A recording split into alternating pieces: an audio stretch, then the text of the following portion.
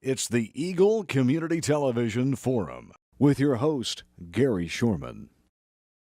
Hello, I'm Mike Kerner in for Gary Shorman this week on the Forum, brought to you by Hayes Med, and our guest this week, Jason Williby. And you are now the president, would you call it the president of the foundation? The official title is president and CEO. President and CEO. Well, congratulations on your new position. And Thanks. when did you start the new position?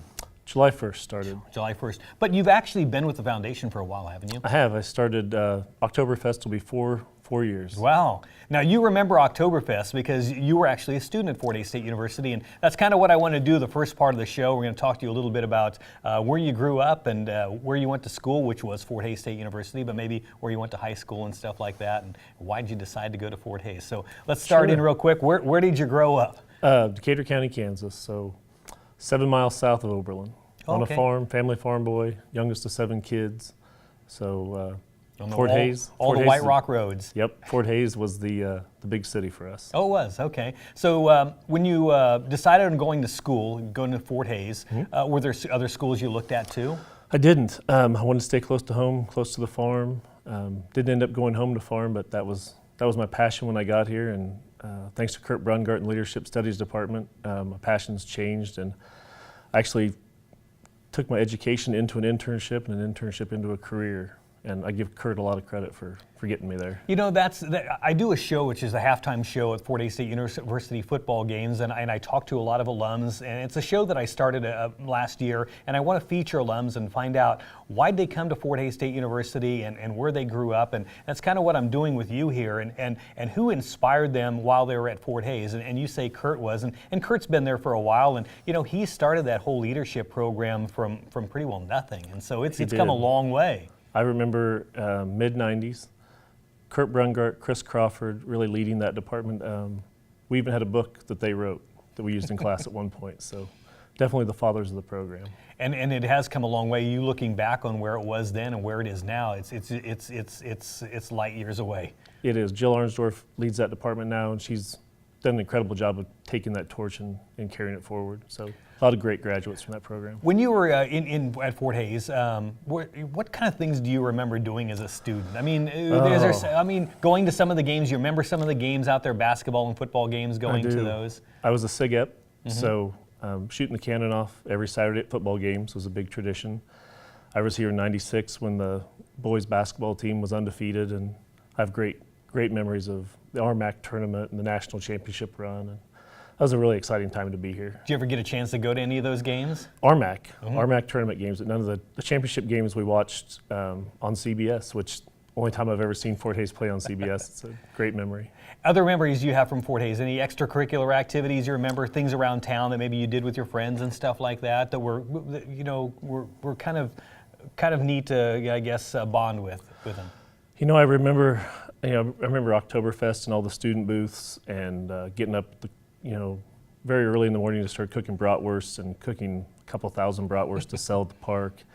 And really football and basketball games, just attending as a fan was some of my best memories. So living in Decatur County and then coming here to Hays, Kansas, and you moved away for a short time, didn't you? You were living in the Kansas City area? I did. My internship in college led to a career in Kansas City with the Red Cross. So I traveled around the country, went to several hurricanes, several tornadoes, did a lot of disaster relief and some fundraising. So I'm not new to the position I'm in. I've done it before in Kansas City with a similar size budget, similar size office as the Fort Hays Foundation has now. You know, I have, I say students because I also teach at Fort Hays part-time, but I have students and I have younger people sometimes come to me and they're looking to go, when you say this Red Cross thing, I've had some students when the Katrina thing were going on saying, do you think we should go down there and help? What do you think? Do you think that would be a good experience? And I told them it would be a great learning experience. And they came back and it really kind of changed their lives a little bit. And I would think that you had that life-changing too. I did.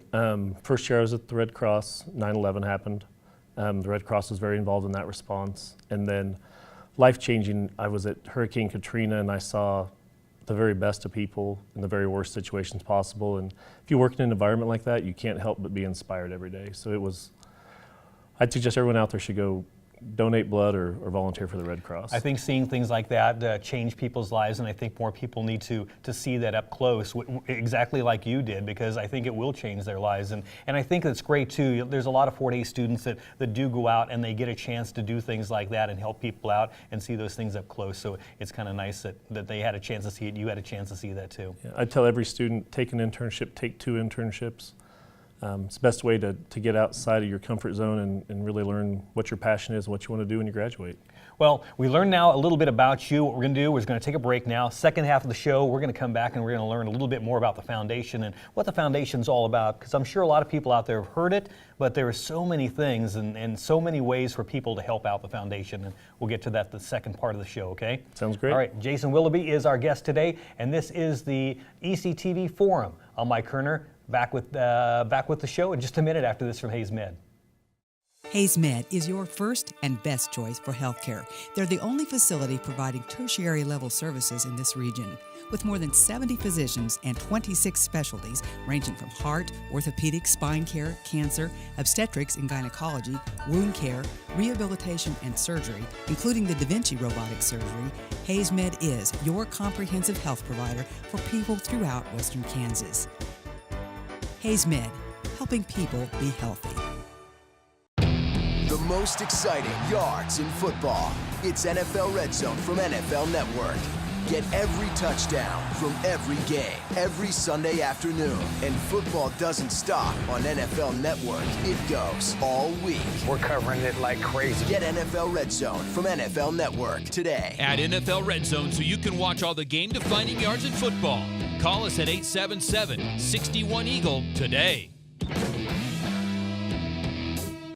Welcome back to the Eagle Community Television Forum. I'm Mike Kerner, in for Gary Shoreham this week. The show brought to you by Hays Med. And our guest today, the president and CEO of the Fort Hays State University Foundation. Thanks for coming in today. Now, we learned in the first half of the show a little bit about your life and where you grew up. Now you make home in Hays, Kansas. But you started out at the foundation a few years ago, didn't you? So you're not just a newbie at the foundation. Not new, been here 4 years, and Tim Chapman retired recently and has stayed on as a coach and a consultant to us, and we appreciate that. But we have a long dedicated team of people at the foundation, so I'm just happy to be a part of what we're doing. I'll bet it was kind of tough because with foundation, there's so many threads to it. There's so many ways that people can give to the university, and you think sometimes you go, I'm not wealthy, I'm not rich, and how can I give to the foundation? That's for only people that have a whole lot of money. And it's really not like that, because you have campaigns you kick off all the time, well, not all the time, but campaigns that you kick off every once in a while where people can give $10, $20, $5, something like that, all the way up to a couple $1 million. So whatever. Very true. We have annual campaigns on campus. We encourage the faculty and staff to donate every year. We have community campaigns where we come out to local businesses and ask them to participate. But a major university-wide comprehensive campaign only comes around every few years. This is really a 10-year campaign. We've been in the private, silent phase of it for about 4 years. We'll be in the public phase of it beginning homecoming week for 5 years.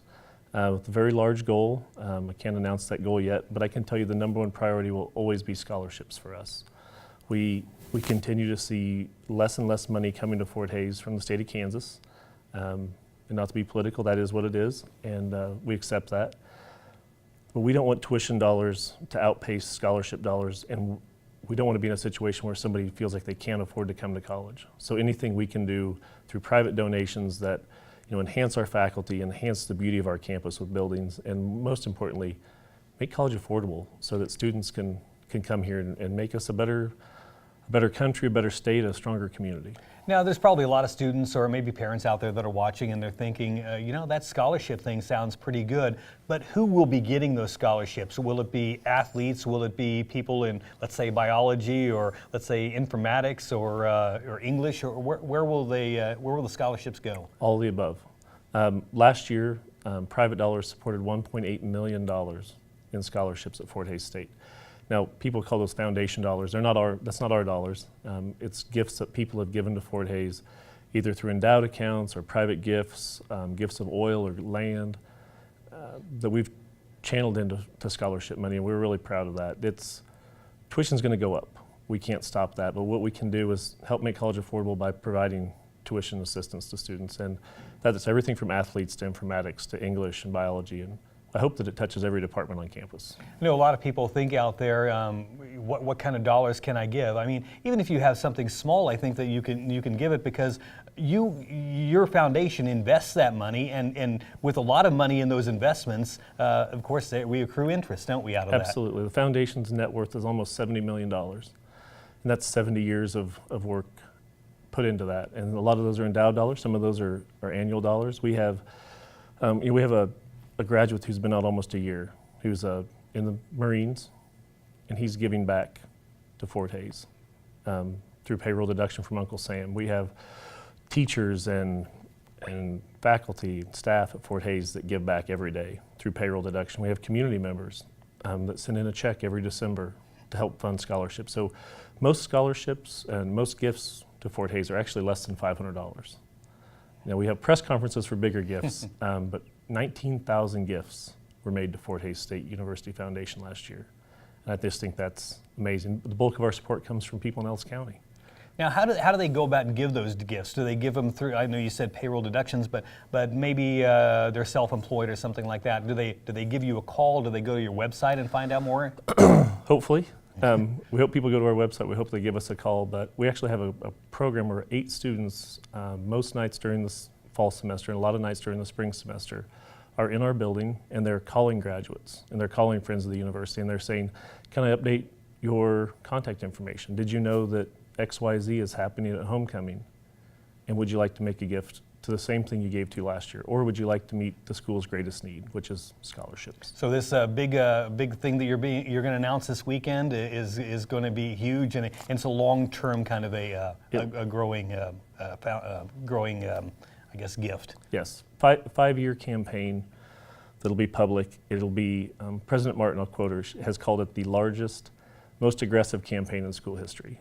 And we feel like we're up to the task. And more details will be given out here homecoming weekend. Yes, homecoming weekend. So everybody will find out about that. Well, I kind of deviated a little bit. I was going to go to that the last part of the show, but I kind of deviated a little bit. I want to find out more about you and the position that you have now. You said you took over for Tim Chapman. How did that whole thing come about? Tim announced his retirement, and then you saw the position, or they told you about the position and you applied? Nationwide search. Mm-hmm. So I came back to Fort Hays with the hope that I'd have the chance to apply when Tim retired, but the board of directors saw fit to have a nationwide search, and I'm glad they did. They brought in a lot of great candidates, made me sharpen the knife, hone my skills, make sure that I'm ready, and my wife Jessica and I couldn't be happier to be in this role and have a chance to help make Fort Hays exceptional. That's our goal. Fort Hays is a great school, but if we can raise more private dollars and get more people engaged, we can help make it exceptional. All right.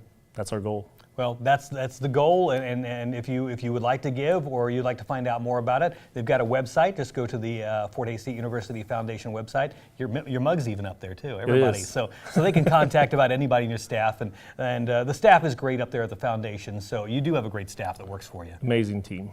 And so we want to thank you for coming in today. Again, big foundation meeting, or actually big announcement coming up this weekend. So look forward to that, and I'm sure you'll hear more about it as Hays Post delivers it, and we do it here on our radio and TV stations at Eagle Communications. So I want to thank you for coming in today. Thank you. Thank you very much. I'm Mike Kerner, and this is the Eagle Community Television Forum. Thanks for being with us. See you again next time.